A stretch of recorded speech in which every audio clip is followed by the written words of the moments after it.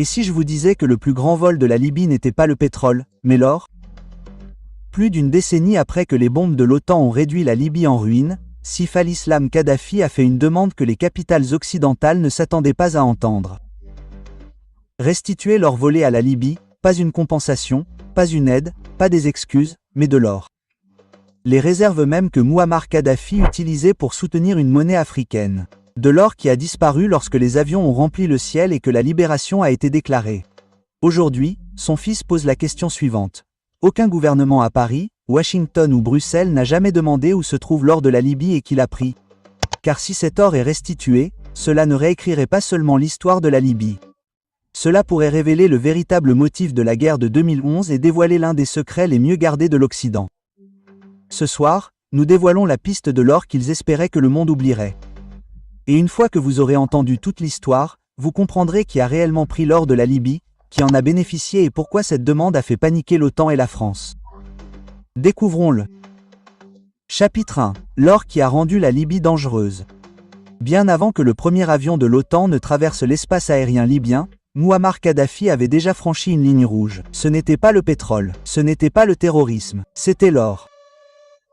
En 2010, la Libye avait discrètement amassé l'une des plus grandes réserves d'or d'Afrique, estimée à plus de 140 tonnes. Mais Kadhafi ne les accumulait pas pour le prestige ou la sécurité. Il avait un plan qui terrifiait les puissances financières occidentales, une monnaie africaine adossée à l'or, non liée au dollar américain, non contrôlée par le FMI, non dépendante de l'euro ou du système CFA soutenu par la France, de l'or physique, souverain, africain. Avec cette réserve, Kadhafi faisait pression sur les dirigeants africains pour qu'ils abandonnent les monnaies contrôlées par l'Occident et échangent du pétrole, du gaz et des minéraux en utilisant un dinar or. Les États producteurs de pétrole seraient payés en or. La main-d'œuvre et les ressources africaines allaient enfin fixer leur propre prix. Pour Paris, Washington et Bruxelles, il ne s'agissait pas d'une réforme économique. C'était une rébellion financière. La France risquait de perdre le contrôle du système du franc CFA qu'il y ait encore 14 pays africains aux réserves françaises. La domination du dollar dans le commerce mondial de l'énergie était directement remise en cause. Le FMI et la Banque mondiale y ont vu un précédent qui pourrait s'étendre bien au-delà de la Libye. Et puis quelque chose d'étrange s'est produit. Quelques mois seulement après l'intensification des discussions autour du Gold-Guinée, la Libye a été déclarée en situation d'urgence humanitaire. Soudain, ce même pays, loué pour son niveau de vie élevé, est devenu une menace pour son propre peuple. Soudain, le changement de régime est devenu une urgence morale. Soudain, l'OTAN a agi vite, très vite. Et tandis que le monde regardait les bombes, quelque chose d'autre a disparu. L'or de la Libye, ni détruit, ni comptabilisé, ni récupéré, il a tout simplement disparu. Et aujourd'hui, Saif al-Islam Kadhafi rouvre ce dossier, obligeant le monde à répondre à une question qu'il avait réussi à enterrer en 2011. Si la guerre avait pour but de sauver des civils, pourquoi l'or de la Libye a-t-il disparu dès la chute du régime? Et plus important encore, qui avait le pouvoir, l'accès et le mobile pour s'en emparer. Avant d'aller plus loin, aimez cette vidéo, abonnez-vous et personnalisez l'icône en forme de cloche pour ne rien manquer de ce que cette chaîne va vous dévoiler. Chapitre 2, la nuit où l'or a disparu. Officiellement, l'or libyen n'a jamais disparu. Sur le papier, il était en sécurité dans les coffres de la Banque centrale de Tripoli, avec des dizaines de milliards de réserves, soutenant discrètement le dinar. Selon de nombreux rapports, il constituait l'épine dorsale du plan de Kadhafi pour une monnaie africaine adossée à l'or, libérant l'Afrique du contrôle financier occidental. Mais les guerres ne suivent pas la paperasse, comme les avions de l'OTAN ont vrombi au-dessus de nos têtes en 2011, et les médias étrangers ont présenté le chaos comme une libération. Quelque chose d'autre se passait loin des caméras, loin des explosions, loin des lignes de front, les convois ont commencé à circuler la nuit. Lorsque les bombes ont commencé à tomber, le système bancaire central libyen s'est effondré du jour au lendemain. Les coffres ont été abandonnés, les archives ont disparu, et au milieu du chaos, quelque chose d'extraordinaire s'est produit. L'or a cessé d'être mentionné. Aucun rapport officiel de l'OTAN n'en a rendu compte. Aucun transfert clair à un gouvernement libyen successeur n'a jamais été publié. Aucun audit de l'ONU n'a résolu son sort. Au lieu de cela, le récit a rapidement changé. Les médias occidentaux se sont concentrés sur l'intervention humanitaire, la protection des civils, la démocratie, mais jamais sur ce qui a été discrètement déplacé pendant que le monde assistait à des explosions plutôt qu'à des bilans. De nombreux responsables africains et moyen-orientaux ont confirmé plus tard la même chose en privé.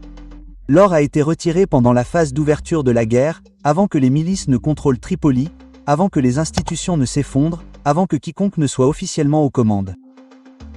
Ce timing est important car pour accéder à l'or souverain et l'extraire pendant un conflit actif, 3 conditions sont nécessaires.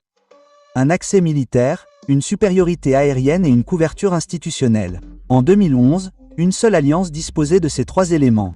Et soudain, des vols ont quitté la Libye sans jamais être enregistrés publiquement.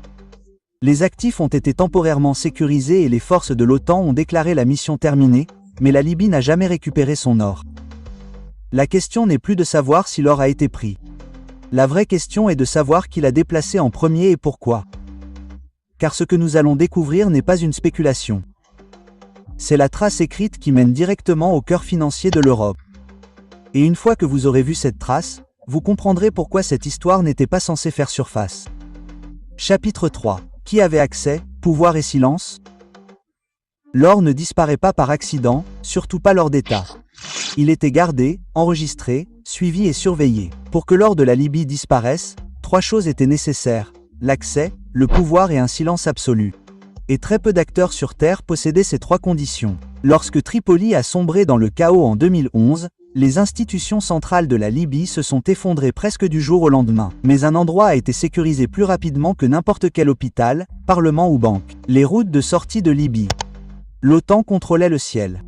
Les forces soutenues par l'Occident contrôlaient les ports et les agences de renseignement ont inondé le pays sous la bannière de la stabilisation. Cela signifiait quelque chose de crucial. Rien de grand ne quittait la Libye sans être vu. L'or ne se déplace pas dans des valises. Il se déplace dans des convois protégés, des cales de chargement sécurisées et des autorisations coordonnées.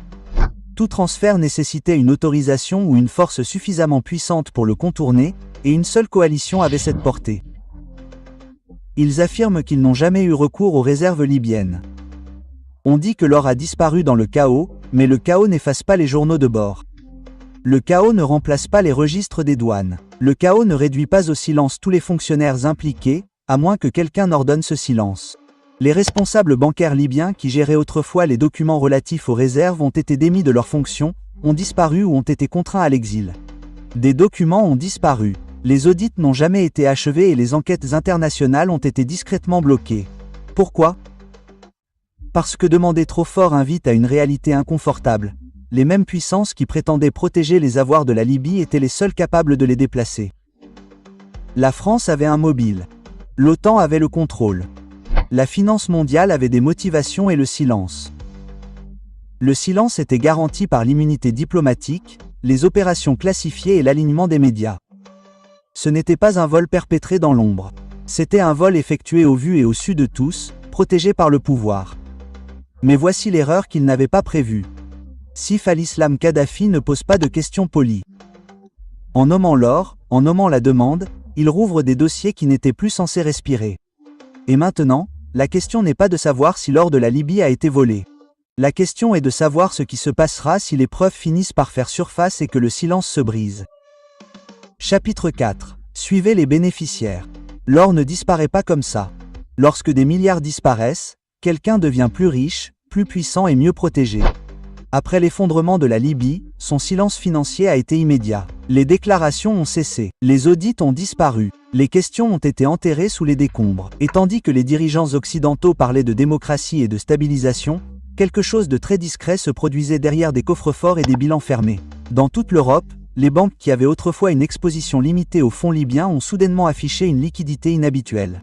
Les marchés de l'or se sont stabilisés à des moments critiques. Les pressions monétaires se sont atténuées. Cela n'a pas été expliqué publiquement, n'a pas été officiellement connecté, mais a juste été opportunément programmé. Dans le même temps, les avoirs gelés de la Libye étaient gérés, non restitués, non comptabilisés, mais redistribués dans un brouillard juridique. C'est là que l'histoire devient inconfortable. Car l'or n'a pas été volé par le chaos, il a été absorbé par des institutions spécialisées dans la garde, les réserves et les garanties temporaires.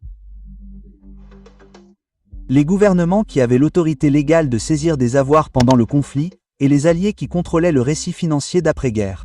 Aucun coffre-fort n'a été cambriolé. Aucun convoi n'a été détourné par les caméras. Ce n'était pas une scène de crime. C'était un transfert, et les transferts laissent des traces de paperasse.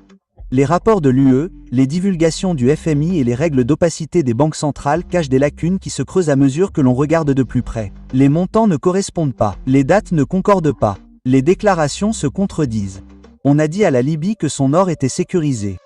Mais sécurisé pour qui? Car tandis que la Libye s'effondrait dans le joug des milices et l'obscurité, d'autres ont gagné un répit financier à un moment critique pour le monde. Et cela soulève la question la plus dangereuse de toutes.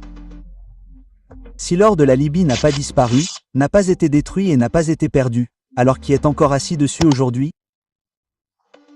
Et pourquoi refuse-t-il de parler? Car le chapitre suivant ne suit plus l'or. Il suit le silence. Chapitre 5. La demande de Sif Kadhafi change tout.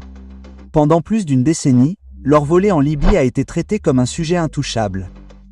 Trop sensible, trop dangereux, trop gênant. Jusqu'à présent, lorsque Sif al-Islam Kadhafi a publiquement exigé la restitution de l'or libyen, ce n'était pas une déclaration symbolique. C'était une remise en cause directe des fondements du récit de la guerre de 2011. Car exiger l'or a un effet qu'aucun discours, aucune manifestation ou aucun procès n'aurait jamais pu avoir. Cela oblige le monde à reconsidérer ce qui a été pris et pourquoi. Il ne s'agit plus du passé de Kadhafi. Il s'agit de preuves. L'or ne disparaît pas par accident. L'or laisse des traces dans les coffres-forts, les manifestes d'expédition, les chambres de compensation financière et les approbations au niveau des États.